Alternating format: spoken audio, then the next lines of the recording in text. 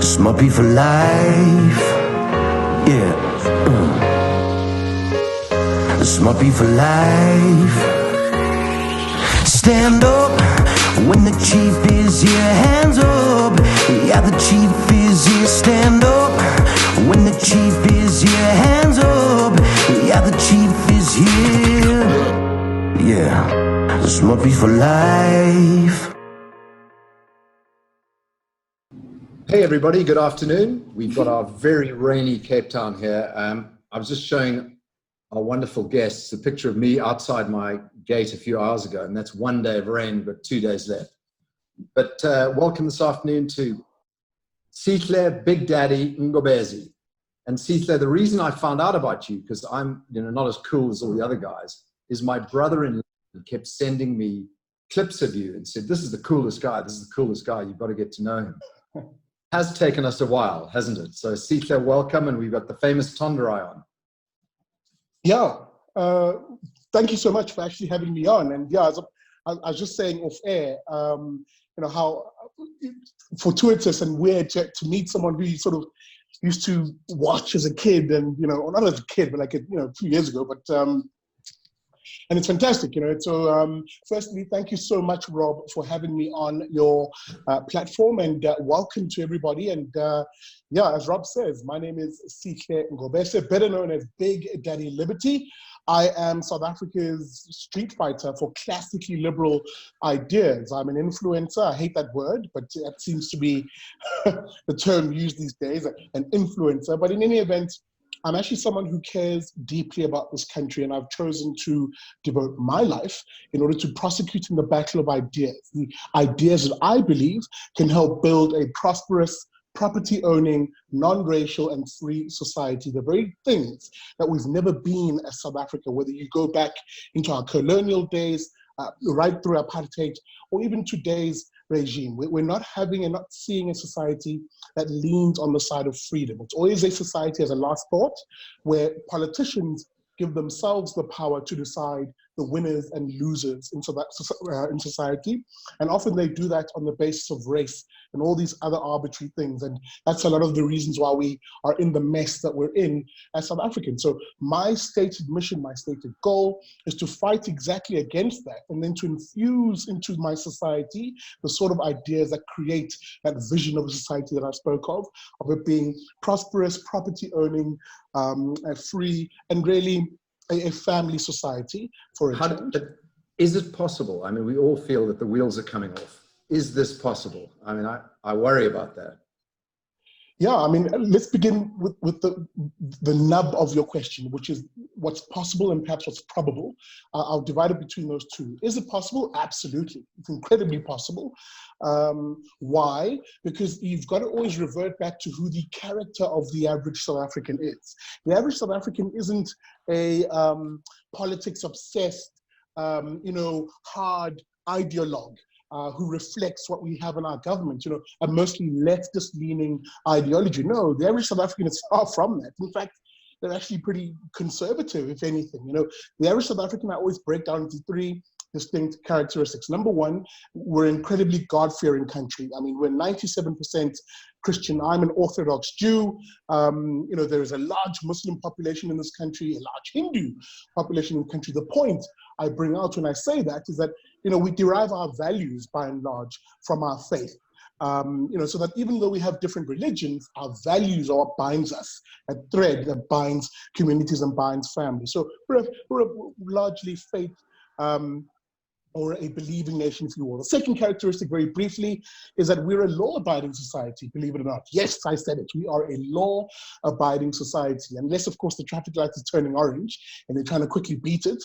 But by and large, we're a law-abiding society. People in this country want to live in a safe, cohesive communities that, that accord everybody protections of their life, liberty, and property rights. And the last one, of course, the one that's closest to me, is we're a family society. Look, as a classical liberal, I speak a lot about, the individual this, the individual that, but really we're a family society. And you have in South Africa a situation where people will do what they do on a daily basis for the benefit of family. So when you see that guy pulling that little trolley and putting recyclables in it and going through your bin, he's not doing that for fun, he's doing that for the benefit of his family. Equally, if I took you to Sandton and we stood outside the doors of some Fortune 500 mega company and having these well-suited guys walking in, they're also doing what they're doing for the benefit of family. That is a common thread that binds us as South Africans. But if you look at our neighboring country, and Tondi, I want you to say something now about Zimbabwe. I mean, what a great country, great people, highest literacy. That's right. Experience of democracy, and that's a disaster on our neighborhood. And Tondi, are you hopeful or not? Or? Yeah. So first of all, if I may say so, CK, it's awesome to meet you. I've watched some of your videos on social media. I think you speak very well, and you speak the hearts of a lot of South Africans. And I just wanted to touch on. So you spoke of building a non-racial South Africa. Yes. For me, and I've had these conversations with Rob and a few of my friends before. We are sort of at that stage. I think we were having issues, racial tensions before COVID, and I think COVID has kind of just made that. It's kind of even made a bigger issue of racial tensions. How do you think that is best? How the best way we can actually build bridges? And because you mentioned as well that politicians have got politicians tend to play this whole divisive game. That's right.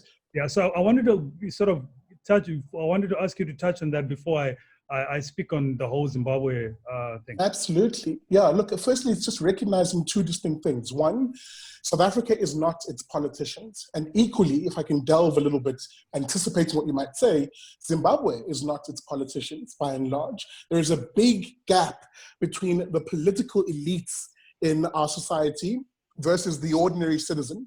The problem is there's very little engagement, real meaningful engagement of those ordinary South Africans that I talk about in the political sphere. And why?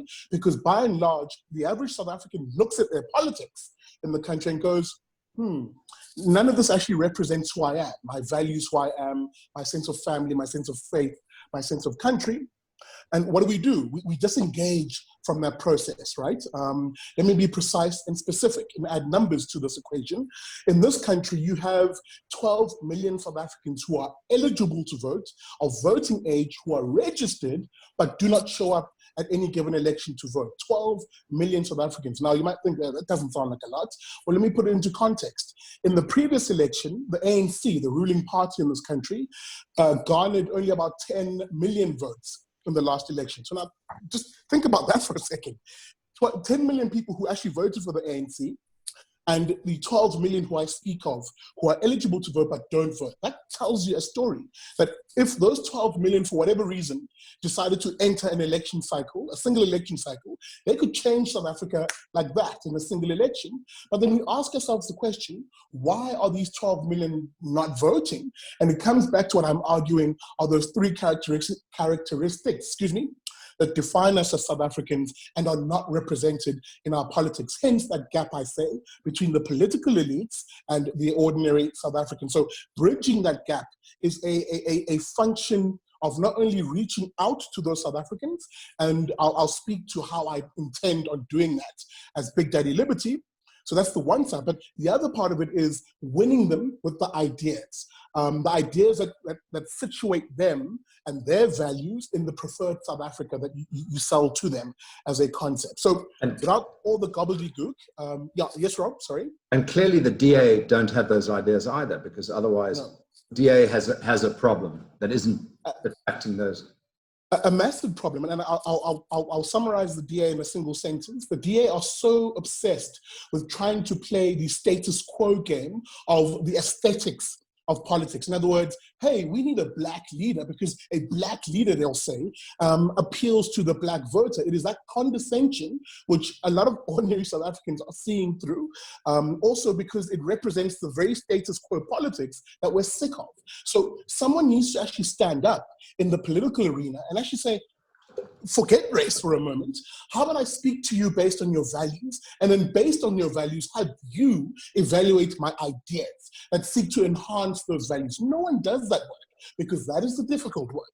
But it's very easy if you're a career politician to sort of meld into the status quo, almost like slipping into a warm bath. Why? Because it helps you preserve your job. And if you're a career politician, then you only have two considerations. One, the acquisition of power at all costs. And two, the retention of that same power at all costs, where service delivery and really doing something for people becomes secondary, if not incidental. And that's what we're seeing from our politics by and large. But the Zimbabwean case, because I want to come back to that, is a particularly interesting one because it paints a picture of what can happen if you allow that gap between the citizenry, those values I speak of, and a political elite, which grows rather fat and aloof and unaccountable. It shows us a picture rather of what happens when you allow that gap to continue and fester. Yeah, so 100%. I think it's that's definitely what we've seen in Zim. I mean, to answer your question, Rob, definitely. I think as a Zimbabwean, I love my country, and Absolutely. I mean, I think just like most African countries, we've got everything that we actually need to be prosperous and to be able to feed every single citizen of our continent. But obviously, I think we have allowed for too long our leaders to just make decisions that affect everybody without necessarily being accountable. And I think it's Absolutely. the Zimbabwean way is of that. Oh, you know what? Today is a bad day. Tomorrow is going to be a better day. But unfortunately, until we get to that point where we've just had enough and we're just going to do what needs to be done to make a change, things are going to continue to happen to us, and if actually even get worse. So, and at times when yes, education is by far the most important thing. That's the only way we're going to progress. But education without morals is also really not. It's not really going to help you much. And I just find that as educated as we are as Zimbabweans, we have allowed our educated leaders to just absolutely run amok. And I think it's about time that not just Zimbabwean, but Africans in general, that we started demanding a lot more of our leaders because we deserve better. I mean, there's a question from the audience from Dion Botha. How do we get the people on the ground to see what corruption and poor leadership is doing to us? And, and say our country, which we must all say. Yeah, maybe let me speak to that then, because that's often the question I even get from BVL fans on my show. People love the ideas, right? They'll often say, we love the ideas, we love the ideas. But, how do we translate that into real meaningful action and really rallying South Africans behind this message? Well, there's two distinct ways in which I intend on doing that. And really, I say I a lot, but really it's about building a coalition of South Africans who I can take by the hand and say, from here on, we march forward, and we go into every single community, we go door to door, we speak to families in this country in order to rally them behind the ideas and change a society. So what do we do, right? So what's my plan? It's twofold, and I'll be concise. In military science, I break it down in two distinct strategies. You have an air war, an air strategy, of course, which involves mass dissemination in a quick, easy way, strategic bombing, if you will, of certain sites, and a ground war. Now, the air war, very briefly. The air war has two components. The first is, if you log on to any of your social media and you search Big Daddy Liberty, you'll find my content on there. A regular weekly show, the Big Daddy Liberty Show, and a Sunday evening show, Late Nights with Big Daddy Liberty, where it's more sort of easy conversations, allow people to sort of engage with the ideas in an iterative rather way, right? To and fro type way. That's the air war. Of course, in addition to that, there's a lot of vlogs that I do there, the ones that tend to become a little sort of popular, you know, they go a bit viral, as they say these days, where it could be me speaking on a certain topic that's very topical in that moment. So that's the air wall, the one component of it. It's the social media interaction and the broadcasting of the show via social media. Then there's the other element, which recognizes the limitations of social media, which is, you know, the vast majority of African South Africans, of Africans and South Africans, you know, don't have access to data in a righteous kind of way where they can sit and watch a 1.5 hour stream. You know, that's just not reality. So what do we do about them and for them? Well, the Big Daddy Liberty Show, a lot of the work that I do in supporting the air wall is to syndicate my show on local community radio stations across the country. So just before COVID-19, I was already doing the work of traveling around the country, meeting radio station owners and, you know, station managers and saying, hey, here's a new show. It's different in its outtake. It's a talk show. How about you give me an hour every week on your platform for me to speak to South Africans in their language often at times, and in their space in an accessible way. So thankfully, and thank Hashem on this one, I have a deal with 3 community radio stations already, mostly in the Western Cape. But of course, COVID sort of stopped that whole process of me continuing the work. So I will be picking that up, you know, basically as of the end of this month of talking to radio stations. So that's the air wall by and large. You know, it's the social media component, the broadcasting of the Big Daddy Liberty Show and Late Nights with Big Daddy Liberty. And of course, another show that I often do, which is purposefully provocative and cheeky. It's called Blacks Only, because I'm playing on society's obsession with race.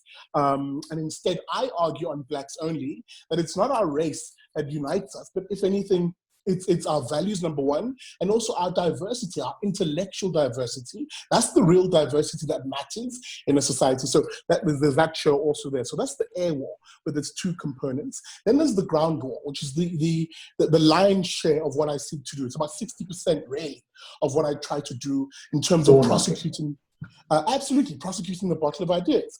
The battle of ideas, that is. You know, literally, as Rob just said, knocking on doors. People need to know exactly who Big Daddy Liberty is, because they can say something like, hey, I know that guy. I shook his hand. He was in my part of the world. He spoke to me and my issues. Can you convert that into a political movement? Or because we've got elections coming up in 4 years' time, but in 2 years' time, there's the ANC elections where Cyril Ramaphosa may lose.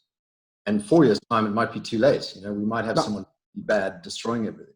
I will speak to that, because there's a massive link that people often miss when we rush to trying to advocate or speak on the issue of elections and translating messaging into an election. I'll actually describe the political analysis around that and why what I'm doing, I think, is quite important too, in terms of the consistency of political change. Otherwise, you'll have a flash in the pan event and we revert back to what people know. So with that being said, just to finish the strategy, the ground rule, of course, communities across the country. I'll be starting the Liberty Tour as soon as I can put together more sense with people donating and stuff.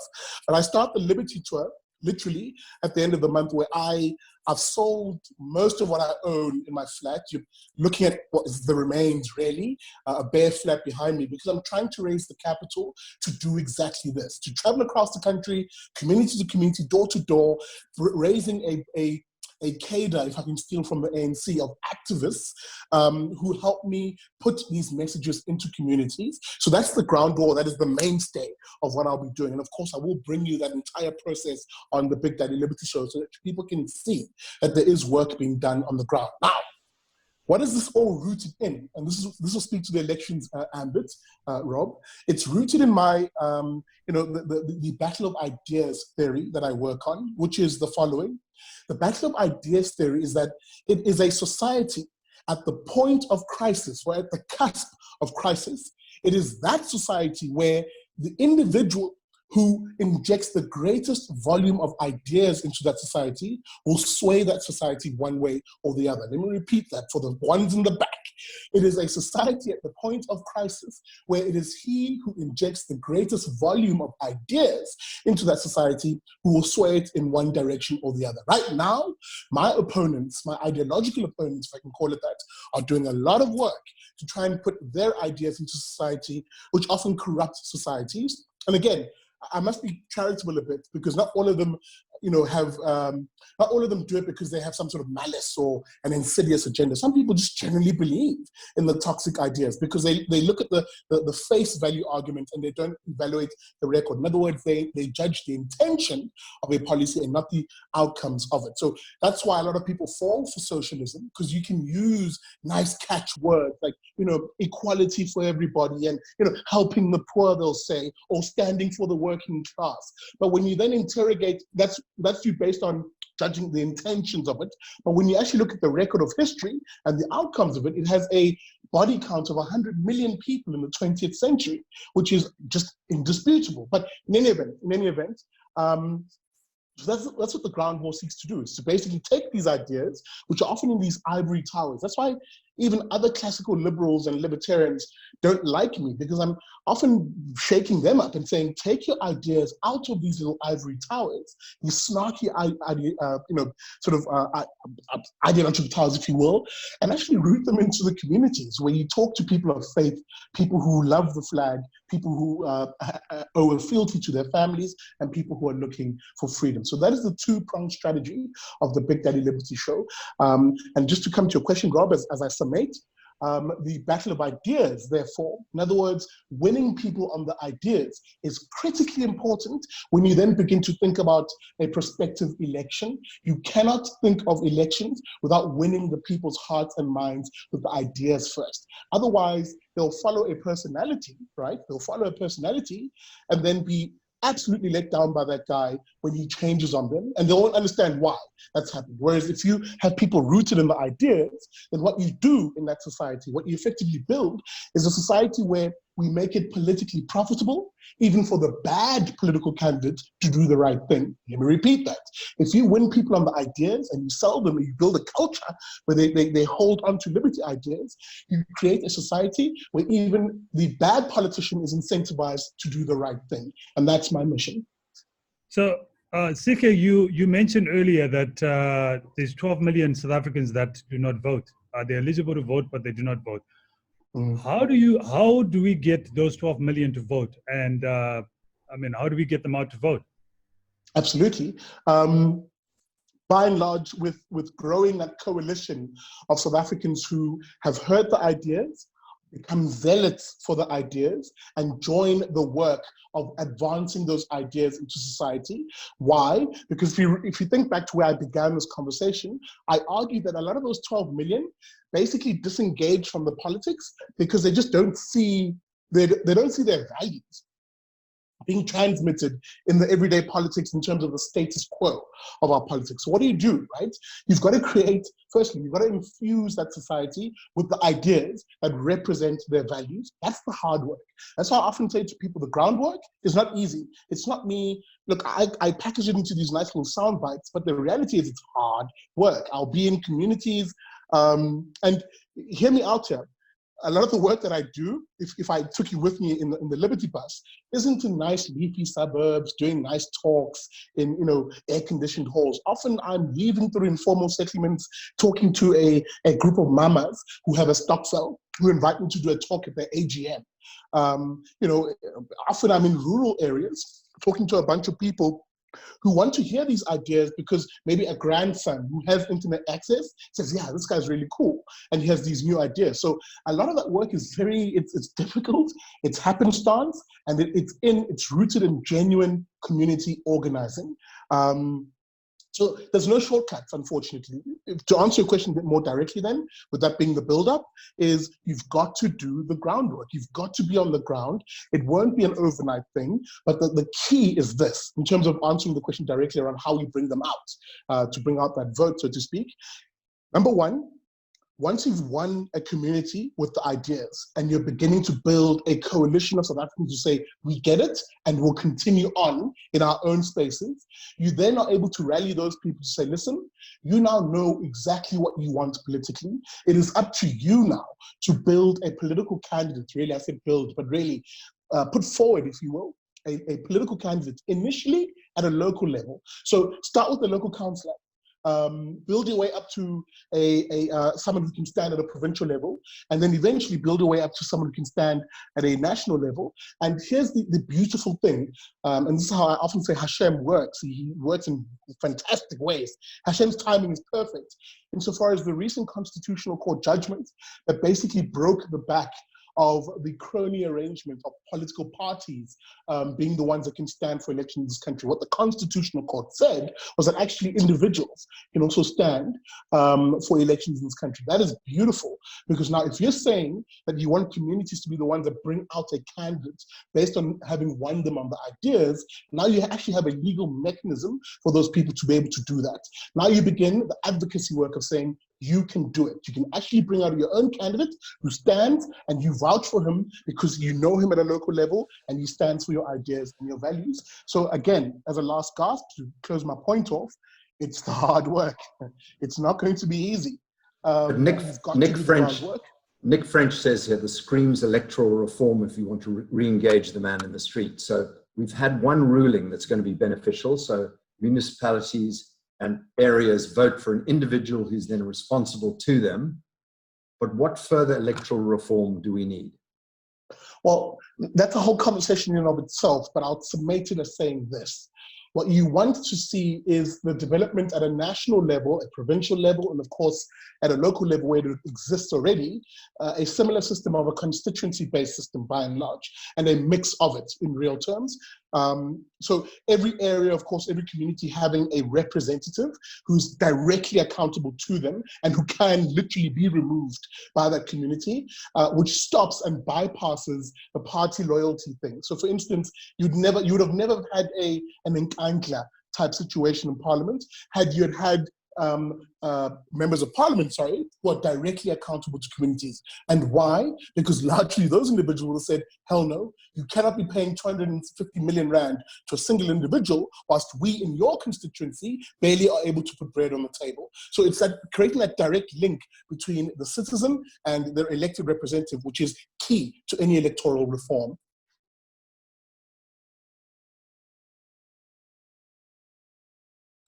Tondi, you want to pick a question from the question list?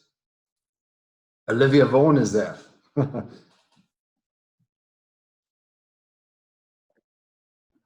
Yeah, so there's a question from Anthony. He says, do you have hope for South Africa over the next 5 years, and why? Yeah.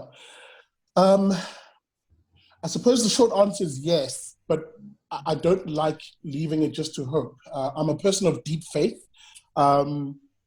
So I carry that hope with also the sense of conviction in doing God's work in what I do. Now, when I say this, a lot of people start going, oh, there he goes again, the Orthodox Jew, talking about God backing him in his word. But it's true though, right? You know, I do what I do because of my passion, my love of four distinct things, the values that drive me in what I do. Number one, it's my love of faith and recognizing that we are a country of faith. As I said when I began, you know, mostly a majority Christian country, 97% Christian. I'm an Orthodox Jew. There's a large Muslim community, a Hindu community too. And all of these people, different in our religions as we may be, are literally bound together by the values we draw from that.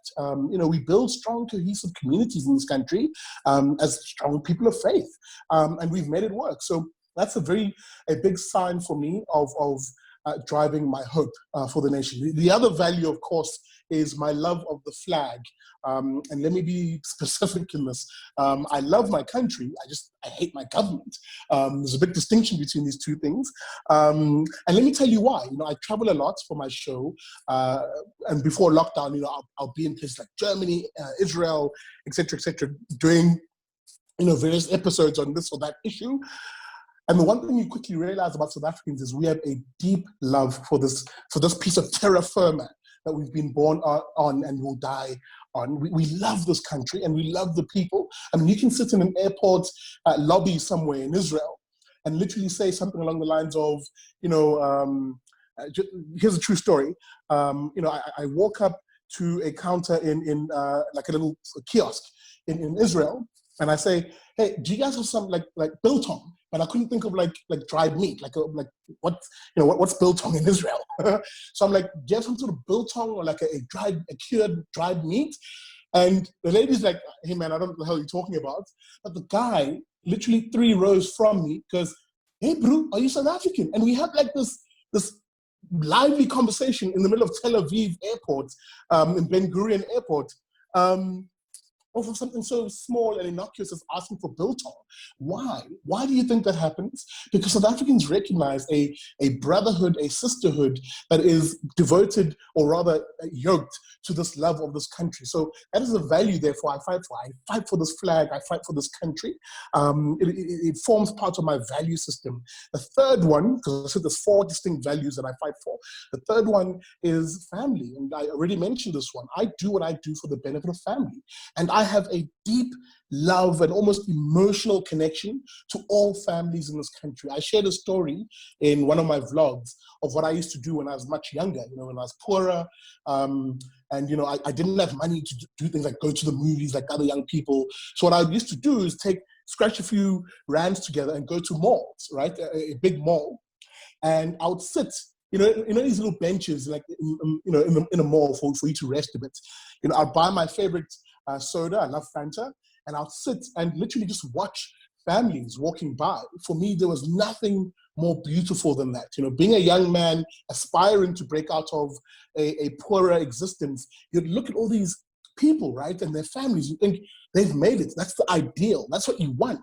And that's what used to be. I know it sounds cheesy for a lot of people to sit in the mall and watch families, but that's what I like doing, because I have a deep emotional connection to people who are building this nation through families. It's an emotional one. It's one that actually brings me to tears often. So I'm trying to fight that lump in my throat right now. But I do what I do for the love of South African families, and seeing them. There's that lump. Seeing them walk by. Oh, yikes. Sorry, just give me a moment. Tondi and I are going to get into trouble if we don't ask Yao Pepres on here, and I think you know him. Yao. He's asked the question. He's asked the question twice. So, Tondi, do you want to read it? All right. Yeah. So Yao says, knowing where we come from and where we are now and where we are looking forward to go, what are the three achievable things that we can put in place in order to move South Africa forward? Absolutely. That's a good question. And before I answer it, can I just say, please forgive me for the darker and darker sort of background. We have no power at the moment, so I don't have my usual lighting. The 3 things that we can do. Number 1, we've got to drop the racial identity politics. It's critically important. And this goes to all South Africans. We're so conditioned by our past. We're so conditioned by our present to view each other as little hookies, as one say in Afrikaans, as little pockets of identity groupings, if you will. And sometimes we miss the forest by just focusing on a single branch, if you will. So that's the first. And that's actually quite an important one. You've got to drop the idea of identity politics and start viewing South Africans as families and individuals. Number 1, that's critically important if we really want to reform our politics. Number 2, we've got to fight for solid ideas that build a society. And this is why this conversation began with me even breaking down my battle of ideas theory. Like, nothing works unless you get the ideas right, and you base most of what you do about pushing those ideas into a community. In other words, injecting those ideas, a greater volume of those ideas into a community. What are those ideas broadly? That is number 1, respecting the idea of wanting to build a free, prosperous, property-owning and free, prosperous, property-owning and non-racial society, number 1. And there are certain policy proposals that you can advance, of course, that speak to those objectives about respecting life, liberty, and property. And the last one is you've got to engage in citizen activism. You cannot sit back and hope that someone else does this for us. You cannot sit back and hope that there is a messiah politically that will somehow rise up and miraculously do it for us. We had that once in a flash in the pan moment by way of Nelson Mandela, but I don't think we'll see that again. And why? Because we're a different society now. And now we're a society where actually all citizens can engage in the political life of the country. So it is incumbent on all citizens to get involved in the political life of the country. So if I were to condense into three things, it must be those three things. And then to bind those three things together is you doing the work of taking South Africans by the hand and building a coalition of South Africans who help you do this. If you don't do that, then we don't win the battle. So, CK, if I can follow, so you have mentioned quite a few times about property ownership. How Yes. do you suggest you do that? Because I think obviously we've heard the politicians talking quite a lot about land distribution, Yes. whether it be without compensation or with compensation. The reality is, do all people are people looking to be given land, or do people want a house? So I'm quite interested to hear your thoughts about that, and as well as from a practical sense, how Yes. are we going to get people to get this property, to own property? Well, you've got to have a conversation about the economy when you do that. And then recognize the lies that conceal reality and the reality of what South Africans actually want. First things first, the current conversation around land in this country is a complete distraction. It has nothing to do with what South Africans really want. And there is polling that consistently shows this. I mean, the Institute of Race Relations puts out a comprehensive poll every year. If I can just try and remember this one's here. In any event, as I'll scroll through and try and find it, the point or the issue. Number one, you've got to understand that the question in this country has nothing to do with land and everything to do with property rights. And there is a distinction between these two. When we talk about property rights, we're talking about how does a society and who does a society recognize as having the right to own something?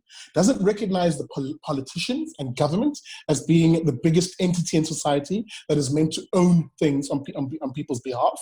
Or does it recognize the individual and really families being the center of where ownership happens generally in this country? Now, once you understand this distinction, you then begin to see through the ruse of what politicians are talking about. So the political lexicon at the moment is all about, let's confiscate the land from some people to give it to other people. But what they don't tell you in overt terms, but if you look at their policies, it's actually what they're saying, is they're basically saying, no, what we want to do is dispossess all South Africans of property rights. In other words, the right to say I own something. And that goes far beyond just land, by the way. Section 25 of the Constitution defines property in a broad sense. Chandra, the phone that you're streaming this through, or the laptop that you're streaming this through is property. The wallet in your pocket right now is property. And you can go down the line, of course, the house you live in, the car, blah, blah, blah. So property rights is first something you need to get right by saying all citizens in the country should have the right to own something. Number one, once you do that, you bypass the idea that politicians should have the right or the power to then pick winners and losers in the society around who can own something and who can't. Then you go down to the nitty-gritties now in answering the question at a practical level, where there has been dispossession in the past, often by government. Remember, all dispossession in this country happened at the hands of a government and politicians. It is incumbent on those politicians or that same government to basically fix the rights of the past. Now, how do you do that? You definitely don't do it by confiscating one item from the next. Otherwise, you're perpetuating the same mistakes of the past. What you do is you offer two things based on what a society actually wants. In other words, do Black South Africans want to have the land and return back to an agrarian type lifestyle, which is essentially what politicians just are implying when they say, oh, we want the land. The short answer is no. That is just, it's not even reflected in any polling or any data that reflects the public sentiment around what they want. Instead, what people want is a modern 21st century existence. In other words, a middle class existence of, a secure home in a urban setting, employment which allows them to build income, or rather employment which gives them income, which allows them to build household savings that we refer to in economics, And of course, the third area, the ability to look after family. This is actually what people want. So none of that conversation has anything to do with expropriation without compensation, for instance. EWC doesn't address that at all. What does address that? Number one, a growing economy. You cannot talk about any of this if there is no growing economy. You've got to grow the economy and make it as inclusive as possible. And how do you get the inclusion right? And this is now you going into the nitty-gritties. You provide a solid education, which basically allows every individual the opportunity to have the know-how to compete in a 21st century economy, a 21st century world. Number two, you provide safety and security, the idea that every single community, every single family in a society should live in safe, enabling communities where children can play in our streets safely, where people can go to work and not worry about, having their life, liberty, and property violated by criminals. And the third one, of course, is a health system which basically provides for people to be able to live and enjoy a higher standard of living and a good health. These three things we refer to as enabling opportunities in an economy.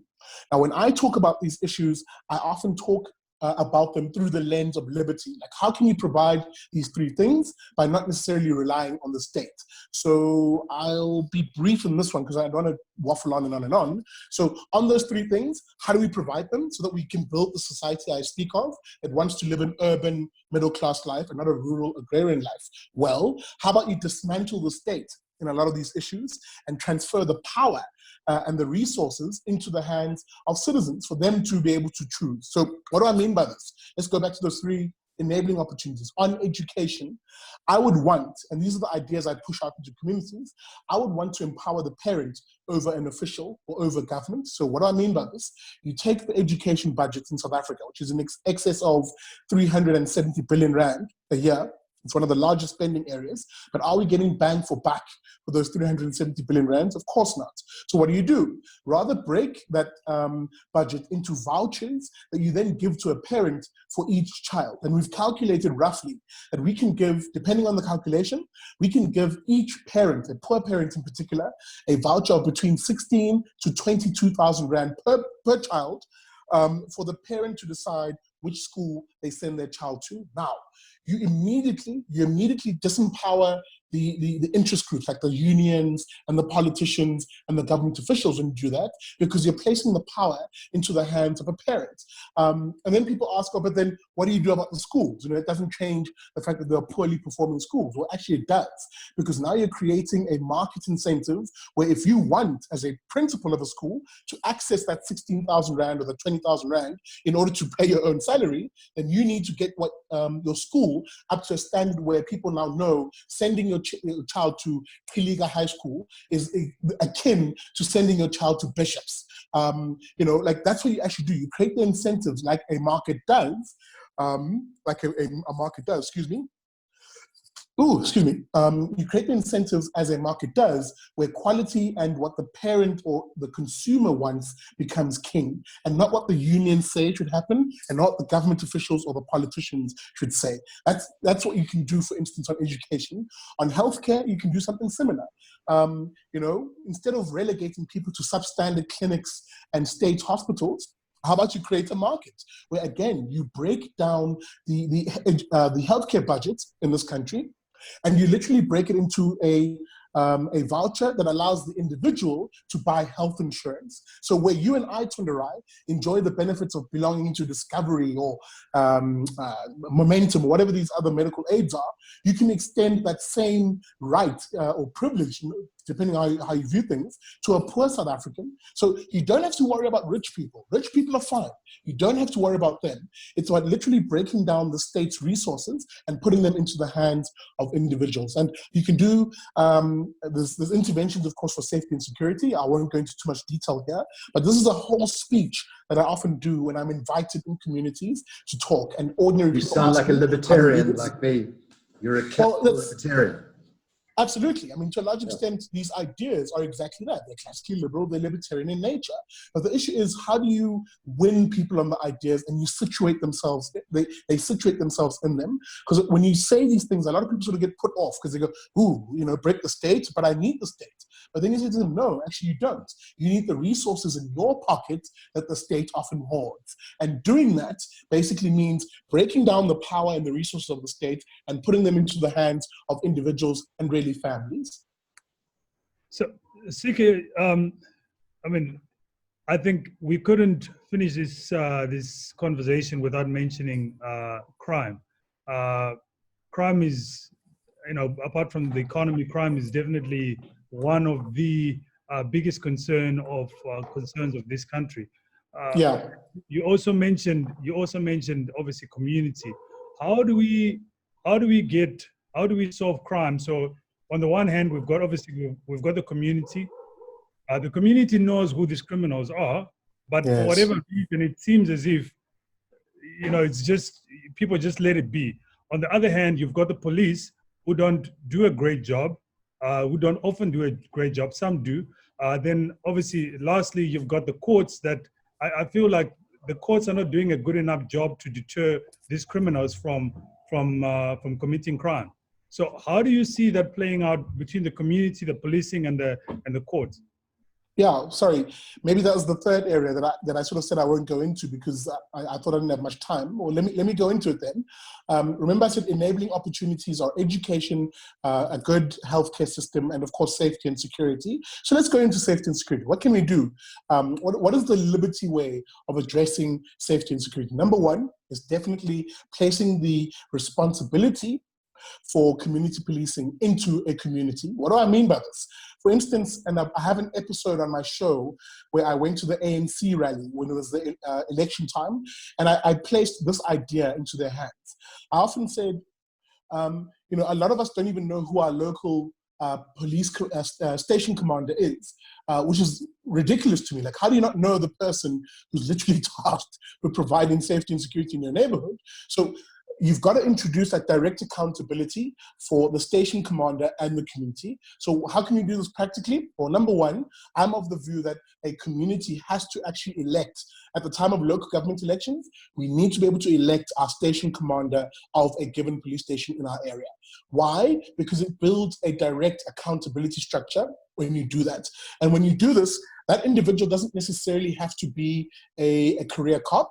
They can be, preferably. But what you could do is elect someone who has the managerial skills that can put together the sort of resources that are required in a police station for it to run efficiently. Because what we're seeing at the moment is it is politicians who decide who a station commander is, which shouldn't be the case, by the way. You should never have politicians interfering in policing.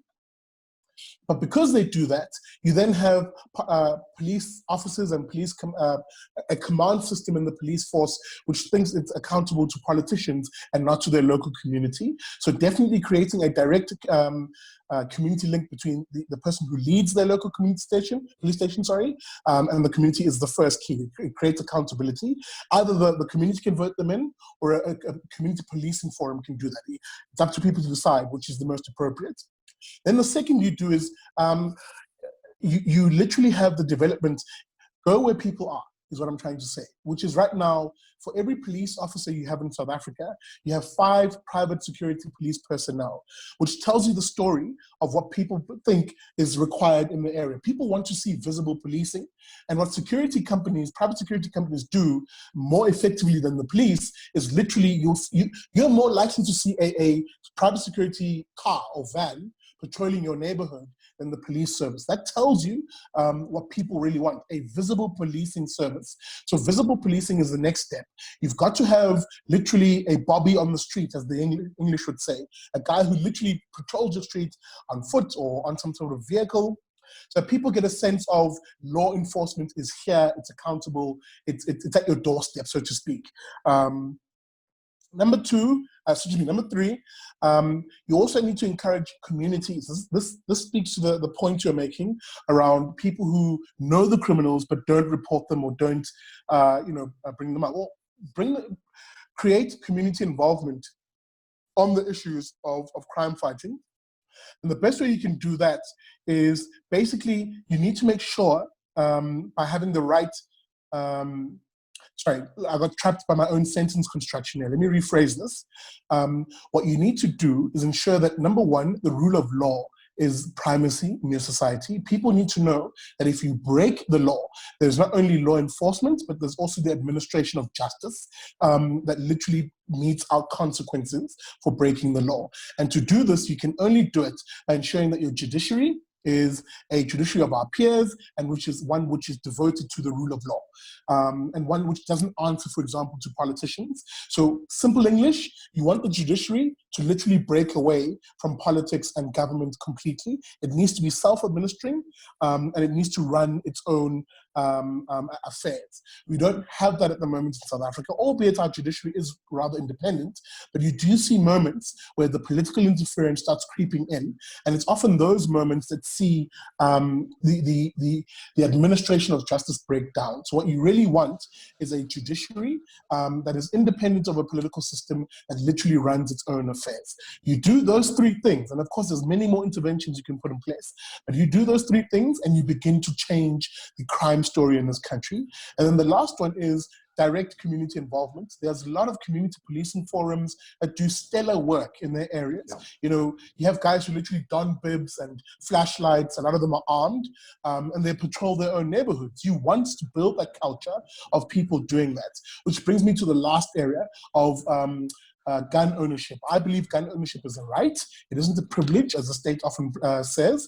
And I'm a massive advocate of people being their own first responders. I'm a massive advocate of people taking up gun ownership and learning, of course, legally, but and also proficiently. You got to know how to actually handle it safely and the like. So it's not like I'm saying, you know, free for all, don't learn, just become a gunslinging cowboy. No, of course not.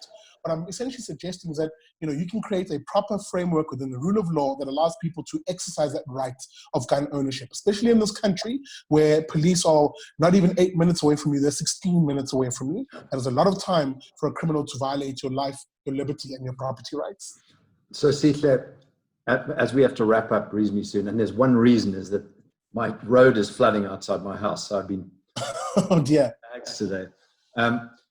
Tell us a little bit about yourself. Where were you born? And, you know, just give us the Sihle story quickly, if you will. Sure, very briefly. I'm from Durban, specifically a township called Mlazi.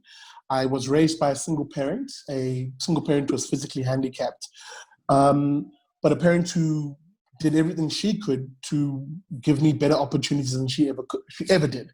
You know, a lot of my values, a lot of who I am today is derived from what my mom provided for me. You know, here's a woman who literally said, not only did apartheid hold me back because of my race, but it also held me back because people with disabilities were seen as a burden in that society at the time. And she's the kind of woman who said, no, I refuse to be a second-rate citizen. I refuse to be a ward of the state. The business, it's from that business that it allowed us to enjoy a better quality of life as opposed to how we were living before, which is living off of state disability grants. So I grew up in a very poor background initially. And yeah, as I said, a lot of who I am today is you know, directly attributable to who she was and my love of faith. What level of education did you finish matric? Obviously. Yeah, absolutely. Thankfully, I've always been blessed by getting bursaries to go to very good schools, including, you know, to university at a master's level. I was at UKZN for undergrad and honors, and at UCT for masters. So, you know, I'm thankful for that opportunity. It's essentially also what's helped me be who I am today. So that's who you're talking to. You know, I'm relatively a rural boy from the township, and I do what I do for love of country. And tell us quickly about your organization. You need donations, obviously, to keep speaking to the people, and you do speak beautifully. I mean, you are my hero. Well done. I love what you're saying. Oh, thank you very much. Tell us about your organization. What should we go online and have a look at? I'm sure a lot of people. Absolutely. And firstly, let me just pay homage to the Institute of Race Relations, because they've also been an organization that has literally supported my work quite righteously, if I'm to be brutally honest. But the work goes beyond just, ideas advocacy. As you know, I keep saying I'm the street fighter of classically liberal ideas. That's where I want to be, on the streets.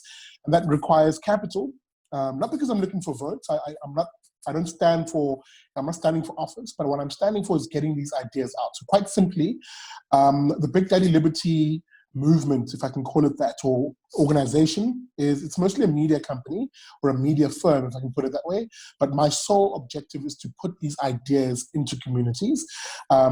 So a lot of it, of course, is running costs. For example, just putting diesel in my Baki, Ufa Simba. My Baki's name is Ufa Simba, one of the highly respected Zulu regiments under Shaka Zulu, because it literally leads me into war. But do you have a team around you? Do you have a Yes. team Now, thankfully, because of the people who've begun to donate on Patreon, I've been able to begin to afford, people who can do camera work, for example, someone who can moonlight and do a bit of editing work for me, so that I devote most of my time to advocacy and actually content creation. So that's coming together. But of course, I do appreciate any more support that people are willing to throw my way. As I often say, you'll find me on Patreon, which is how people can donate. I will build other streams, and from as little as $1 a month, 17 Rand a month via Patreon, it helps fund the work that I do. Will you do me a favor and type into the chat box here the website that people should go to have a look? Sure. Tondi, maybe if you can do it. And I know Nathan Bushnell, who's calling in from Israel, would love to ask a question about Israel as apartheid Israel, but we haven't got the time, so I might connect you to him. He just turned 21, highly intelligent, and he'll be glad to know that I'm a Zionist, so we can have a conversation. We can definitely have a conversation.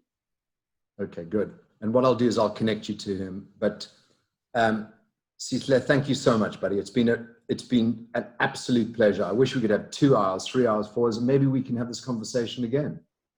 Absolutely, why not? Thank you so much for even having me. And again, I'm sorry for the sort of scary aesthetics. No, it's quite it's romantic. It's quite romantic. Thank you so much. Absolute pleasure meeting you, Tunderai. Like, wow, as I said when we began this, it's such a fantastic thing to know that I'm speaking to Tunderai Shibanga. I know, it's great. Him, man, as you were running through opposition. So absolutely, so glad to meet you, man. Tondi, thank you. Yeah, thank you, guys.